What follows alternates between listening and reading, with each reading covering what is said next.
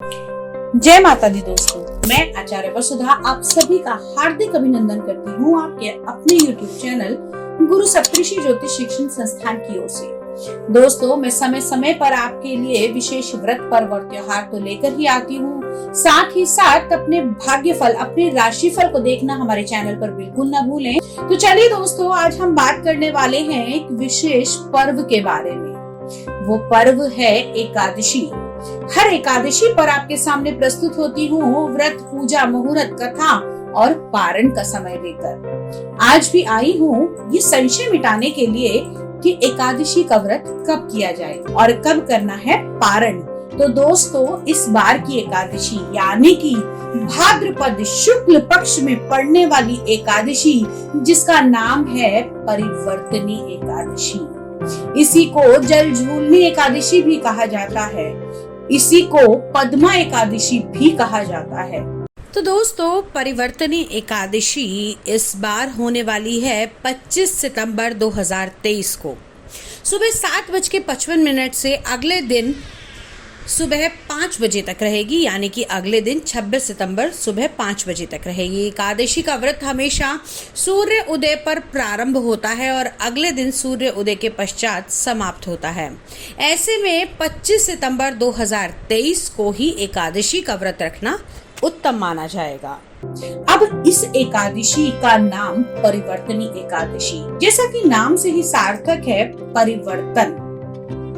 सभी एकादशियां भगवान विष्णु से जुड़ी हुई होती हैं, तो इस परिवर्तन एकादशी पर कहते हैं श्री हरि विष्णु जो शयन काल के लिए जाते हैं, अपने आराम के लिए जाते हैं, परिवर्तनी एकादशी के दिन भगवान करवट लेते हैं, यानी कि अपने सोने की मुद्रा में एक परिवर्तन करते हैं। इसीलिए इस एकादशी का नाम परिवर्तनी एकादशी कहा गया है।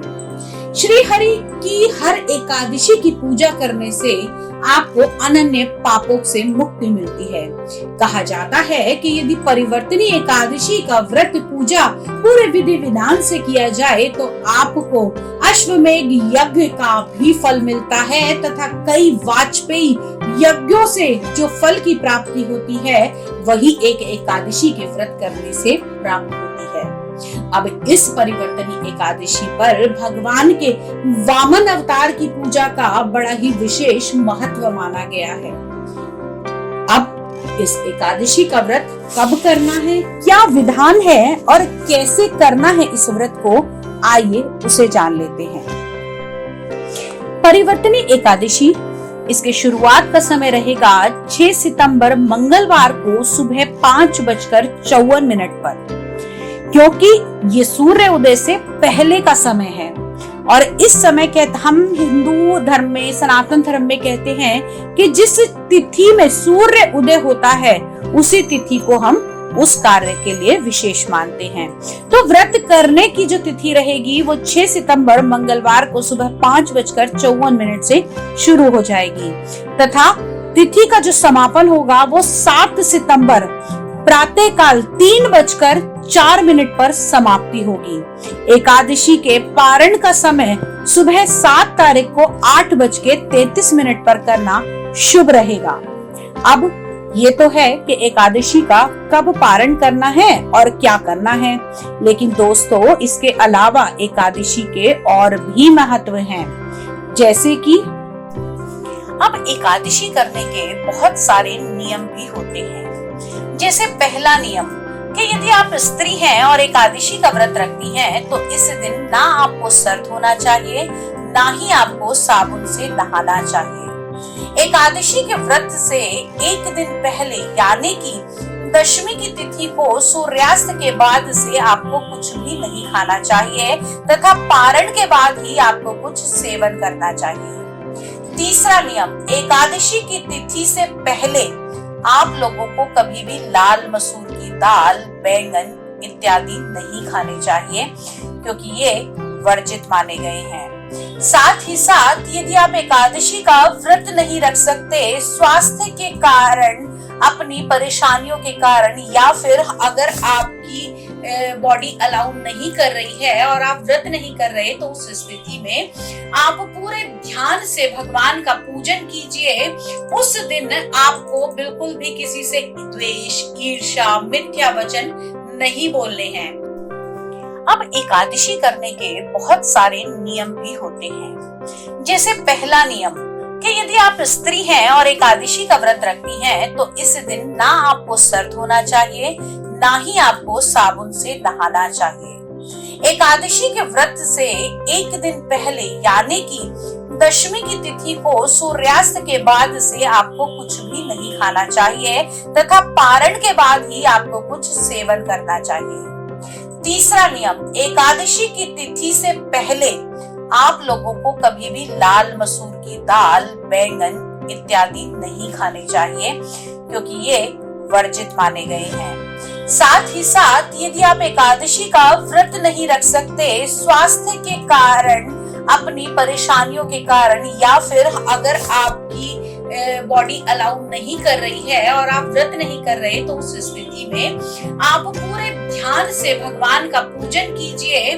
उस दिन आपको बिल्कुल भी किसी से द्वेष, ईर्ष्या, मिथ्या वचन नहीं बोलने हैं। साथ ही साथ इस दिन चावल को खाना बड़ा ही वर्जित माना जाता है।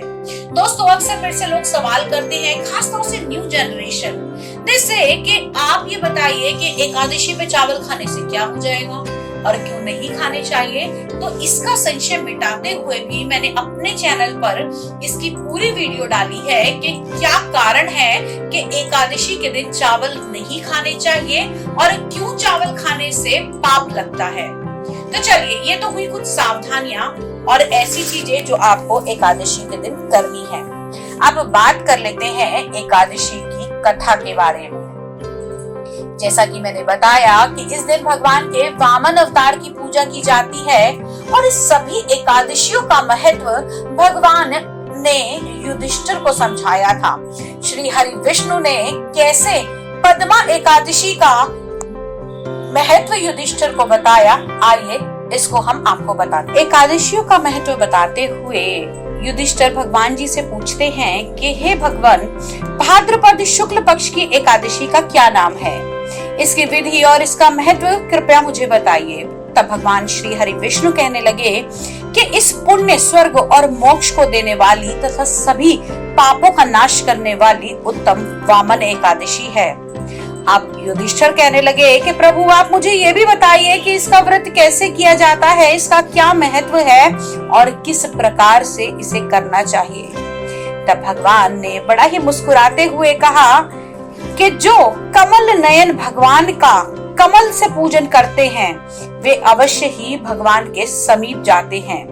अर्थात जिसने भाद्रपद शुक्ल पक्ष एकादशी का व्रत व पूजन किया, उसे ब्रह्मा विष्णु सहित तीनों लोकों का पूजन एक साथ कर लिया।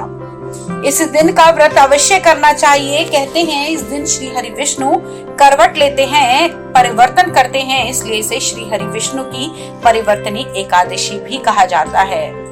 भगवान के वचन सुनकर युधिष्ठिर बोले, मुझे अति संदेह हो रहा है कि आप किस प्रकार सोते हैं और करवट लेते हैं तथा किस तरह राजा बलि को बांधा और वामन रूप रखकर क्या क्या लीलाएं की। चतुर्मास के व्रत की क्या विधि है तथा आपके शयन करने पर मनुष्य का क्या कर्तव्य है, ये सब मुझे बतलाइए।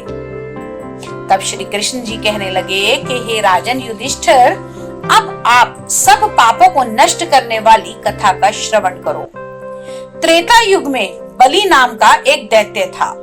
वह मेरा परम भक्त था। विविध प्रकार से वेद सूक्तों से मेरा पूजन करता था और नित्य ही ब्राह्मणों का पूजन तथा यज्ञ का आयोजन करता था। लेकिन इंद्र से द्वेष के कारण उसने इंद्रलोक तथा सभी देवताओं को भी जीत लिया था। इसका मतलब यह नहीं था कि वो राजा जो था वो खराब था, लेकिन ईर्ष्या उसके मन में थी। इस कारण सभी देवता एकत्र होकर सोच विचार कर मेरे पास आए।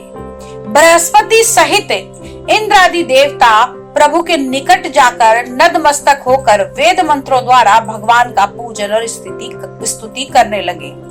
अतः मैंने वामन रूप धरकर 5वां अवतार लिया और फिर अत्यंत तेजस्वी रूप से राजा बलि को जीत लिया। अभी इतनी बात सुनी ही थी कि तभी अचानक युधिष्ठिर बोले कि प्रभु, आपने वामन रूप धारण करके उस महाबली दैत्य को किस प्रकार जीता? तब श्री कृष्ण ने मुस्कुराते हुए कहा, राजन, बलि से 3 पग भूमि की याचना करते हुए मुझको तीनों के समान है, हे राजन, आपको यह मुझे अवश्य देनी चाहिए। ऐसा कहकर मैंने उनसे भूमि मांगी।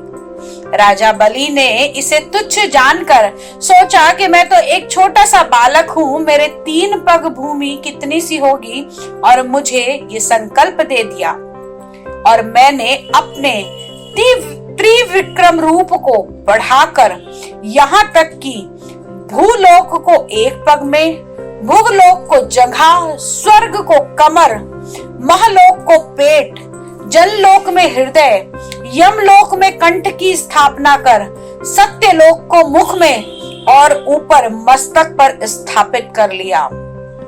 सूर्य, चंद्रमा आदि सब ग्रह, गण, योग, नक्षत्र, इंद्र आदि देवता और शेष आदि सब नाग गणों ने विविध प्रकार से वेद सूक्तों से प्रार्थना की। तब मैंने राजा बलि का हाथ पकड़कर कहा कि हे राजन, 1 पग से पृथ्वी, दूसरे पग से स्वर्गलोक पूर्ण हो गए। अब बताओ ना, ये तीसरा पग कहाँ रखूं? तब बलि ने सिर झुकाकर कहा, मैंने अपना पैर उसके मत पर रख दिया, सर पर रख दिया, जिससे वह भक्त पाताल लोक को चला गया। फिर उसकी विनती और नम्रता को देखकर मैंने कहा कि हे बलि, मैंने सदैव तुम्हारे निकट ही रहूंगा। विरोचन पुत्र बलि से कहने पर भाद्रपद शुक्ल पक्ष एकादशी के दिन बलि के आश्रम पर मेरी मूर्ति की स्थापना हुई। इसी प्रकार दूसरी क्षीर सागर में शेषनाग कर पृष्ठ पर हुई। हे राजन, इस एकादशी को भगवान शयन करते हुए करवट लेते हैं, इसलिए तीनों लोकों के स्वामी भगवान विष्णु का उस दिन पूजन करना चाहिए। इस दिन तांबा, चांदी, चावल और दही का दान करना बहुत ही उत्तम माना जाता है। मनुष्य इस दिन मिथ्या वचन ना बोले, किसी के लिए ईर्ष्या ना रखे और पूरा दिन व्रत विधान करके रात्रि में प्रभु का जागरण करे, तथा जो विधि पूर्वक इस एकादशी को करता है वह सब पापों से मुक्त होकर स्वर्ग में जाकर चंद्रमा के समान प्रकाशित होता है और वो यहाँ इस जीवन में यश पाता है। तथा जो भी व्यक्ति इस कथा को पढ़ते या सुनते हैं उनको 1000 अश्वमेध यज्ञ का फल प्राप्त होता है। तो राजन, इसी के साथ ये पद्मा एकादशी, वामन एकादशी और परिवर्तनी एकादशी की कथा आज यही संपूर्ण होती है। तो दोस्तों, ये तो थी एकादशी की कथा। किस प्रकार भगवान ने राजा बलि को उनका मनचाहा वर दिया और उनका उद्धार किया। इस परिवर्तनी एकादशी पे आप भी भगवान को पा सकते हैं प्रभु के वामन अवतार की पूजा करके। तो दोस्तों, आज की कथा में इतना ही। तब तक के लिए श्री कृष्ण हरे कृष्ण, कृष्ण कृष्ण हरे हरे, हरे राम राम राम हरे हरे।